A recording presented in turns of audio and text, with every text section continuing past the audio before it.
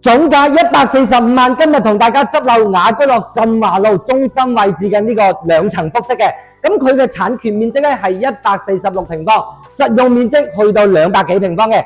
首先我哋睇翻啦，咁呢套咧係港澳業主嘅一個度假房嚟嘅，咁呢邊咧就係2梯4伙嘅一個戶型，咁咧完全嘅我哋呢個咧係有20平方嘅一個入戶花園贈送個。依家目前嘅話咧，佢呢邊係封咗窗嘅，咁後期嘅話咧，呢度可以做晾曬啊，以及放洗衣機都 OK 嘅。過嚟呢邊就係我哋餐客一體嘅大廳啊，足足有50平方嘅。首先我哋睇翻我哋嘅廚房啦，廚房嘅話咧，佢係一日都未用過嘅，咁等於全新。業主咧當時買翻嚟咧，只係度假過嚟休息嘅啫，基本上佢嘅連廚房啦，以及我哋衛生間基本上都冇點用過嘅。咁呢邊咧就係我哋大廳個客字哦。正空嘅話，亦都差唔多有5米半個，樓高非常之唔錯。以及咧，我哋呢套房每間房嘅層高咧，亦都超過3米3嘅。咁我哋睇翻咧，我哋呢個望翻出嘅景觀啦，佢係一個東北朝向哦。但係咧，佢個樓間距啊，以及咧係望翻我哋園林小區嘅一個環境啦，包括左手邊嘅呢個別墅景觀咧，係比較安靜啲個呢一區哦。過嚟啦，我哋睇翻呢一個戶型啦。咁一樓嘅話咧，咁佢依家目前休息區咧係有3個房間、3個衛生間嘅，2間係套房哦。呢邊過嚟睇翻先，咁佢第一間公衛嘅話咧，咁目前嘅話咧，亦都係放埋洗衣機喺入邊噶啦。咁佢做咗乾濕分離啦，入邊係廁所啊，出邊係洗漱區嘅。咁呢邊咧係第一間房嘅，咁亦都係唯一一間哦。呢邊嘅話咧，一個房間咧係冇帶廁所嘅。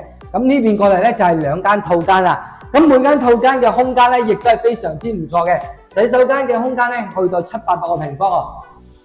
再過嚟我睇翻我哋呢個房嘅層高係咪非常之唔錯啊？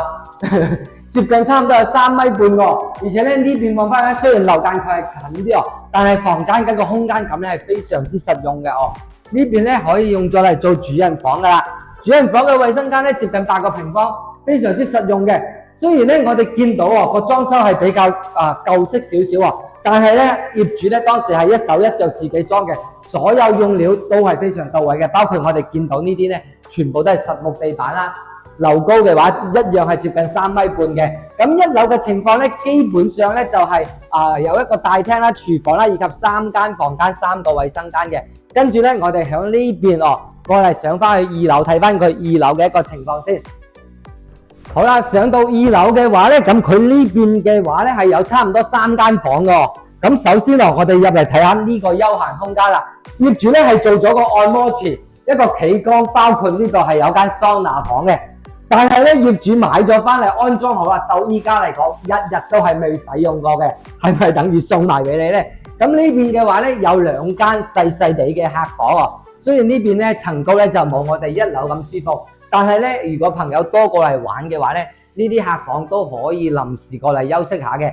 咁亦都帶個偏廳啦，而且咧2樓呢邊仲有個休閒廳嘅。咁呢個空間嘅話咧，亦都接近有30個平方喎，非常之實用啦。做麻雀房好，或者就做啲棋牌室啊之類用嚟小朋友玩嘅地方，亦都係相當之唔錯嘅。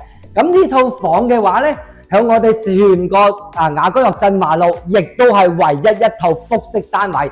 而且咧，好似呢套保養咁新嘅咧，亦都係非常之少噶。